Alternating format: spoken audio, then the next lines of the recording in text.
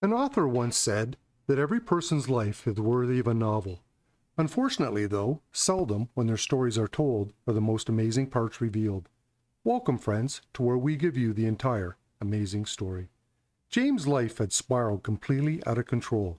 The drug and alcohol addiction he'd been struggling with for over 20 years had finally taken everything from him that he held dear. His marriage, his home, a variety of multiple failed business ventures, and worst of all, his children.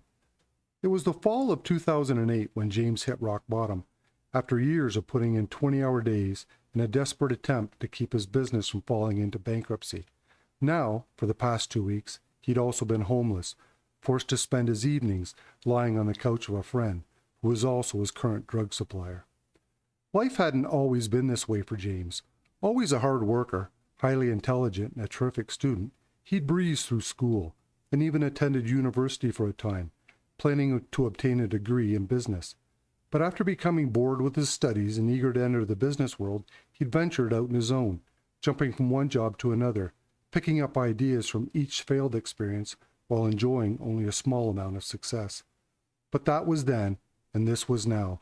These past 2 weeks he'd been doing so much cocaine and maintaining such a high level of the drug flowing through his system that he'd been unable to sleep, forcing even his regular suppliers to caution James to slow down.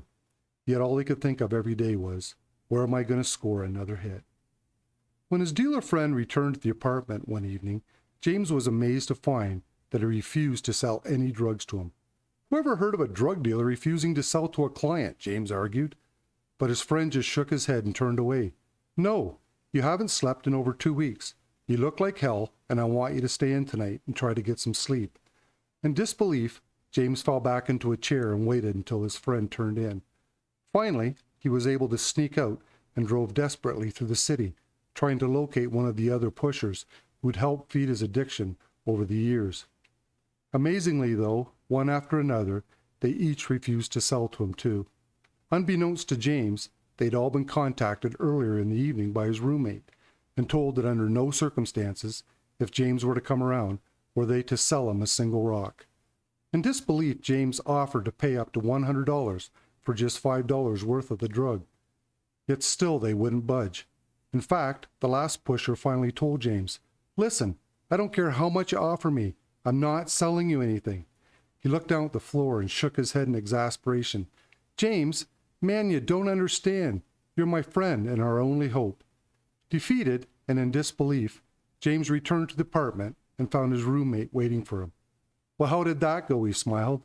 "After you left, I called everyone and told them not to sell you anything." He reached out his hand to James. "Here, give me your phone. I want to take a picture of how terrible you look right now, because someday you're going to need it for the cover of your book."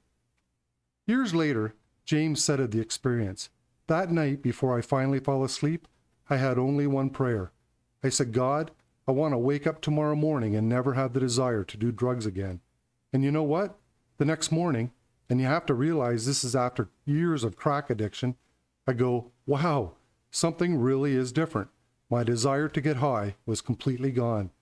Over the following years, now alcohol and drug-free, and able to focus his considerable attention and talent on rebuilding his life, family, and business, James turned his small business that had taken life at his home on the kitchen table into a multi-million-dollar company, employing over 1,500 workers. And now today, that photo taken over 13 years ago in 2008 by James' pusher friend graces the cover of What Are the Odds?, the autobiography of My Pillar founder, Michael James Lindell's amazing story.